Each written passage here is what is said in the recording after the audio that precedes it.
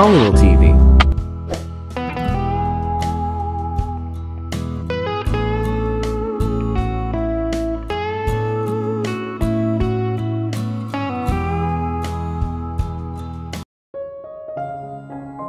Hindi mo naman kailangan pumunta sa Bacolod City para lang bantayan ang pagpapatayo ng bagong branch natin, hindi ba? Sabi ng ina ni Chris. I know, Mom, pero gusto kong lumayo muna rito sa Manila. Hirap na hirap akong gumalaw sa bawat sulok ng bahay dahil naaalala ko ang asawa ko. Pangatwiran niya. Anak, kahit saang sulok ka pa ng Pilipinas mamalagi, naririyan pa rin at nakabuntot sa iyo ang alaala ng asawa mo. Kahit pa sa Bacolod ka tumira, hindi naman ibig sabihin nun ay nakakalimutan mo na agad-agad ang nangyari sa kanya. Huminga siya ng malalim. I'm just hoping na madali kong matatanggap ang lahat kapag nasa bagong lugar ako. I will try my best na ibuhos ang atensyon sa trabaho. Bumuntong hininga ito. Okay, bahala ka. Pero saan ka titira doon? Sa hotel na lang siguro habang hindi pa naaayos yung townhouse na binili ko roon. You mean, bumili ka pa ng townhouse roon? Yes. Ibig sabihin niyan ay may balak kang magtagal doon, Chris? Yes, Mom. Pero paano ang kumpanya natin dito sa Manila? Nag-aalalang tanong nito. Nag-usap na kami ni Peter. Nangako siya sa akin na hindi niya pababayaan ang negosyo natin. Pero alam mo na hati ang oras ng kapatid mong yon, Chris. Nariyan din ang asyenda sa Bulacan na minamanage niya. Mom, medyo okay na ang sitwasyon sa asyenda kaya okay lang naiwan niya ang pansamantala ang pamamalakad sa katiwala natin roon. Once in a while, uuwi rin sila sa Sanja. Doon pa sisiguruhin na maayos ang lahat. Oh, iyon lang ang nasabi ng kanyang ina. Don't worry, Mom. Dadalawin ko rin naman kayo ng madalas dito. I'll see to it na luluwas ako rito twice a month para madalaw ka. O kaya, ikaw ang dumalaw sahan sa Bacolod. Total naman, 2 months na lang ay ayos na ang building. Tapos pwede ko na agad planuhin ang inauguration. I want you to be there. Kayo ni Peter at Sanya. Ano pa nga bang magagawa ko? Obvious na desidido ka na riyan sa plano mong yan. I am. Actually, next week ay pupunta na ako roon. Bukas magpapatawag ako ng general meeting sa office. Okay. Sa tingin mo kaya, matutuwa ang mama mo kung nakikita ka niyang ganyan? Sermon ni Yaya Melda nang pasukin niya sa kwarto si Laila. Hindi niya ito pinansin. Patuloy lang siya sa pag-inom ng alak. Umiiling na tumabi ito sa kanya sa couch pagkatapos ay inagaw nito ang wine glass na hawak niya. Laila, tama na yan. Dapat kumain ka naman. Kaninang tanghali ka pang hindi kumakain ah. Ayokong kumain, Yaya. Hindi ako nagugutom. Imposibleng hindi ka nagugutom. Kaninang umaga kape lang ang ininom mo. Gusto mo bang patayin ang sarili mo? Tumawa siya ng mapakla. Bakit hindi? Para magkasama na kami ni Mama. Pumalatak ito. At sino ang maiiwan sa papa mo? Mahal mo rin ang papa mo. Hindi mo gugustuhin na pagkatapos niyang mawala ng asawa, ang kaisa-isang anak naman niyang sunod na mawawala, hindi ba? Napahagulhol siya. Yaya, hindi pa nga ako totally nakaka-recover sa pagkamatay ni Justin, tapos nangyari naman ito kay Mama. Hindi ko kayang tanggapin na wala na si Mama. Bakit nagawa nila ang ganun sa kanya? Inakbayan siya nito. Isipin mo na lang na baka may planong may kapal kaya kinuha niya agad si Ma'am. No, alam ng Diyos na marami pang kailangang gawin si Mama dito sa mundo, Yaya. Pero bakit ginawa nilang ganun sa kanya? Anong kasalanan ng Mama ko? Tahana, may mga suspect na nga ang mga pulis.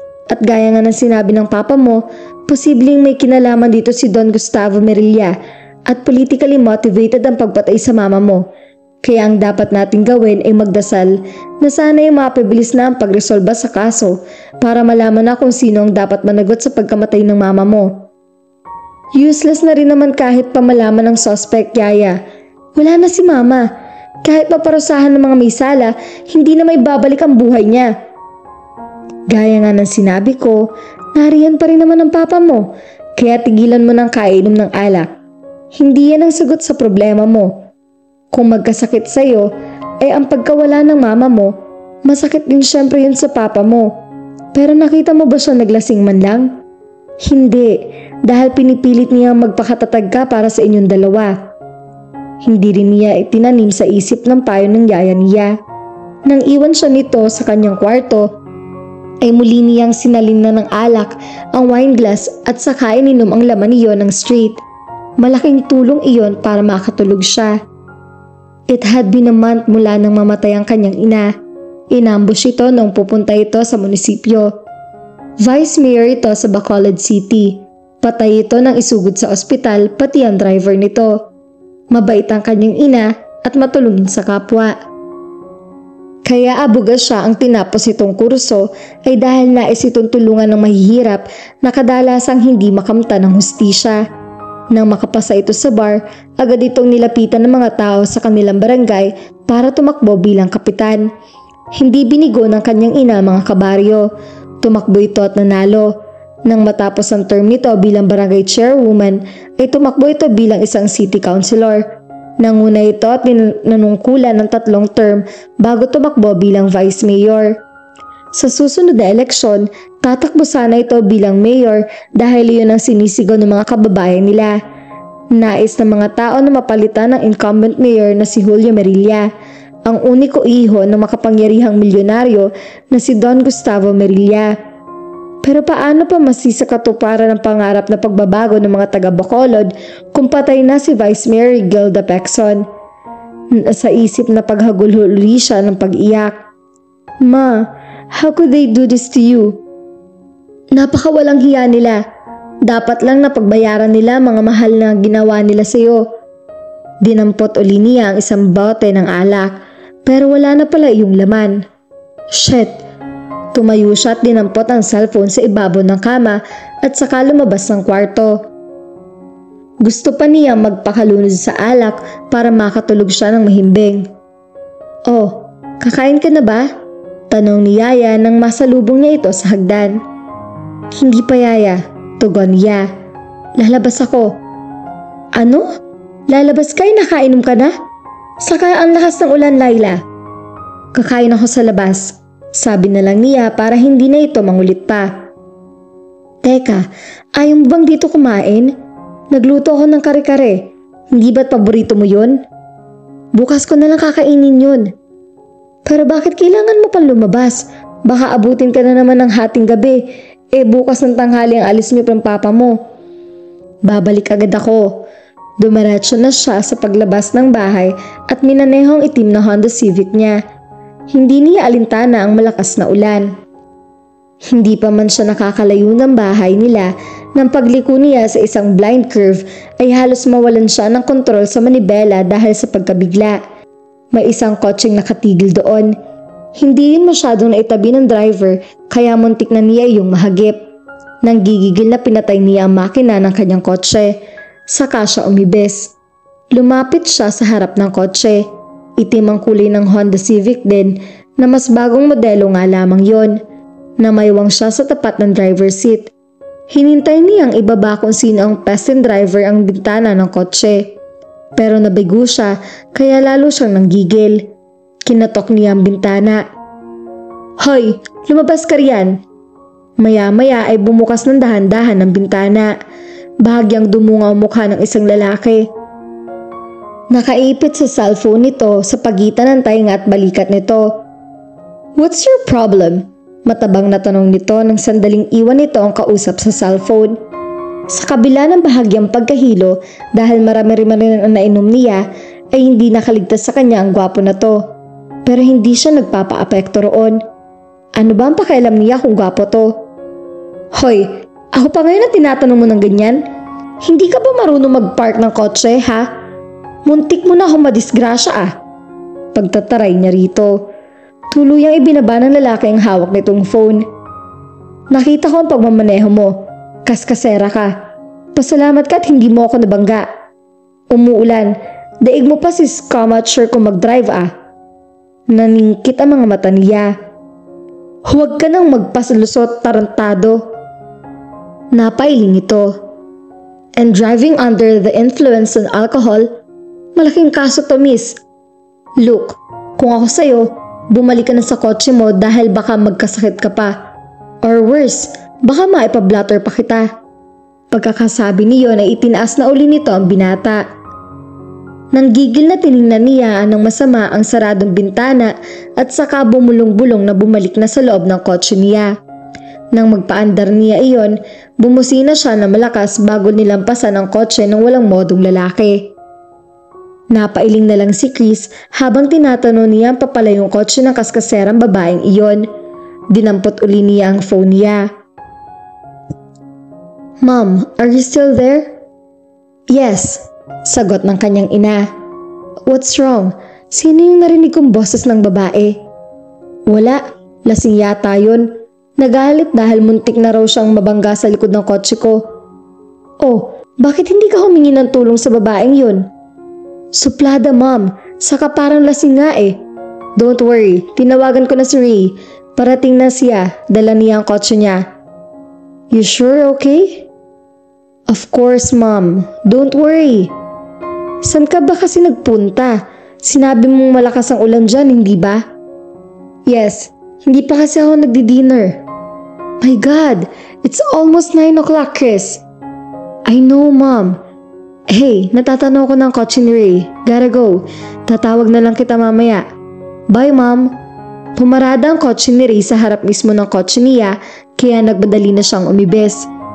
"Thanks for coming," sabi niya kay Ray. Isa ito sa mga engineers sa ipinapatayong gusali ng Wilms Steel Manufacturing.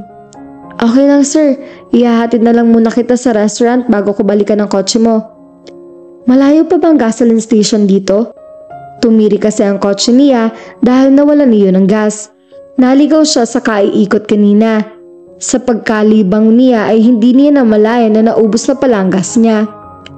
"Mga 500 meters pa, sir." "Sige, ikaw na ang bahala sa kotse ko. Medyo gutom na kasi ako eh." "Sige sir, ihahatid ko rin kaagad ang kotse mo sa restaurant mamaya." Pinaandar na nito ang kotse nito. Matagal nang pinagmasdan ni Chris ang babaeng umiinom ng San Mig Light sa resto bar na pinuntahan niya. Nakatatlong bote na ito mula nang mapansin niya ito. Napapapikit na ito pero tila wala itong pakialam. Kumunot ang noo niya nang mamukha niya ang babae. Ito yung nagsuplada sa kanya kanina. Maganda sana pero lasenga. Parang wala nang bukas kung tumoma. Hindi pa rin niya ito hihiwalayan ng tingin. Kahit simpleng maong shorts at t-shirt na maiksi lang ang suot nito ay halatang may kaya ito sa buhay. Matangkad ito at maganda ang hubog ng katawan. Sa tingin niya ay nasa early 20s ito. Tapos na siyang mag-dinner at nagkakape na lang ng mga sandaling iyon. Nakita niyang kumaway ang magandang babae sa waiter. Lumapit ang waiter dito. Maya-maya ay may dala na uling 2 bote ng San Mig Light ang waiter. Anak ng... laseng ka nga. Sa loob-loob niya, ngunit naisip niyang baka may problema ito. Para kasing naiiyak ito. Napailing na lang siya. Pakialam ba niya rito? Pagkatapos ubusin ang laman ng huling bote ng beer ay tinawag ni Laila ang waiter. Binayaran niya ang kanyang bill at saka sumuray na lumabas na sa resto bar. Lumapit siya sa kanyang kotse. Akmang hihilahin niya ang pinto sa driver's side nang biglang naramdaman niya ang parang hinalukay na sikmura niya. Bago pa siya makalayo sa pinto ay sumuka siya. "Hey, what's going on here?" Napatuwid siya, sabay lingon sa pinagmulan ng tinig. Nakita niya ang lalaki sa pulang Honda Civic na kamuntik nang mapahamak sa kanya kanina. Namayuwang siya. Ano bang pake mo?" Pero bago pa ito makatugon nang maramdaman uli niya ang pagbaligtad ng sikmura niya. Nagsuka uli siya. "Shit, bakit dyan ka sumusuka?" "Ano bang pakiramdam mo? Ano ba pakialam mo?" Sumandal siya sa kotse dahil nararamdaman niyang umiikot ang paningin niya. "Look, miss, may pakialam ako dahil kotse ko yung sinusukahan mo." Natawa siya. "Kapal na mukha mo ha? Kotse mo? Hello?" "Yes, kotse ko. If I'm not mistaken, ang kotse mo ay yung nasa likod. There!" Itinuro nito ang likuran ng kotse. Napatingin siya sa tinutukoy nito. Naroon nga ang isa pang Honda Civic. Natutop niya ang kanyang noo. Damn, magkapareho nga pala kami ng kotse. Nang harapin ulit niya ang lalaki ay nakangisi na ito. Now, pwede bang lumayo ka na sa sasakyan ko bago pa ito mapuno ng suka mo? Sure, mister. Nakasimangot na sabi niya. Akmang hakbang siya palayo nang mawalan siya ng balanse dahil sa kalasingan. Nanaginip ng maagap na ito. Bago pa siya tuluyang bumagsak sa pavement, nahagip na siya nito ng baywang. Hey!